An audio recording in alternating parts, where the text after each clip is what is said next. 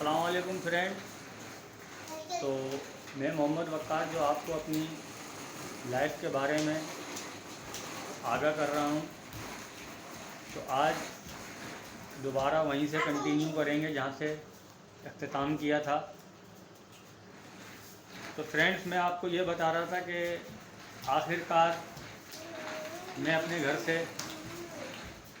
मुझे अलग कर दिया गया और मैं अपने बीवी और एक मेरा उस टाइम पर बच्चा था उसको लेकर घर से चला गया। मामलात और हालात तो आपके आगे मैंने सारे अपने रख चुका हूँ। सब मैं आपको बता चुका हूँ कि किस तरीके से लोगों के घर में जाके पनाह ली, किस तरीके से लोगों के चेहरे पड़े, किस तरीके से लोगों का बिहेव हमने देखा कि वो किस तरीके से हमारे साथ सलूक कर रहे हैं। किसी के घर में अगर जाके बैठ रहे हैं तो उनके माथे पे बल आना, उनको टेंशन में देखना। तो फिर इस सारे मामलात से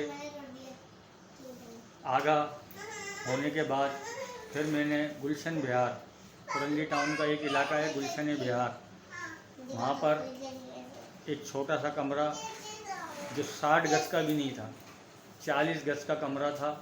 उसी कमरे के अंदर छोटा सा वॉशरूम था। उसी कमरे के अंदर किचन नाम की कोई चीज़ नहीं थी, एक स्लिप लगी हुई थी। क्योंकि मेरे हालात ख़राब थे, मैं जॉबलेस था और मेरे ऊपर जो जुल्म और तशद्दुद की कहानी थी वो आपको पता ही है।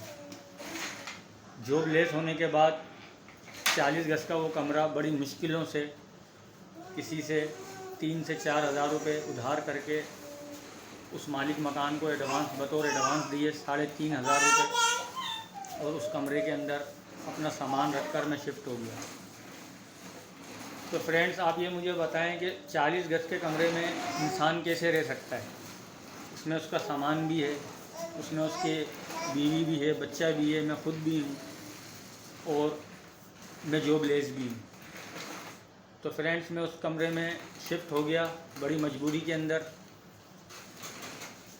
और उस कमरे में शिफ्ट होने के 4 से 5 दिन बाद, क्योंकि ना वहाँ हवा का सिस्टम था और ना वहाँ पानी था, ना आज भी वहाँ पानी नहीं है। लोग टैंकर ख़रीदते हैं और पानी अपना ख़रीद कर गुजारा करते हैं।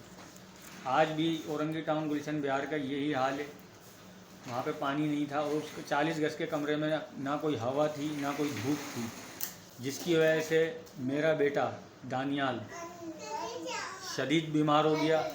शदीद किस्म की उसकी तबीयत ख़राब हो गई।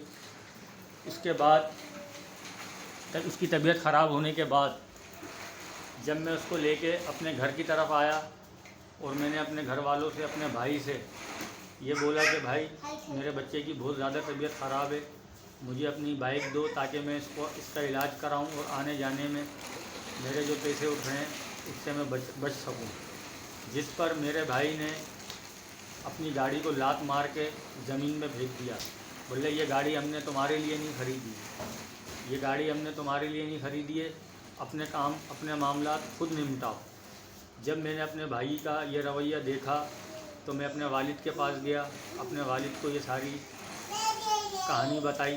तो उन्होंने भी बजाय मेरा साथ देने के, बजाय मेरी बात रखने के, उन्होंने भी वही बात की जो मेरा भाई कर रहा था कि भाई, रिक्शे में जाओ, चिंची में जाओ, अपना काम खुद निपटाओ। तो फ्रेंड्स, बड़े परेशानी के हालात थे, बड़े परेशानी के हालात उस वक्त मैंने गुजारे।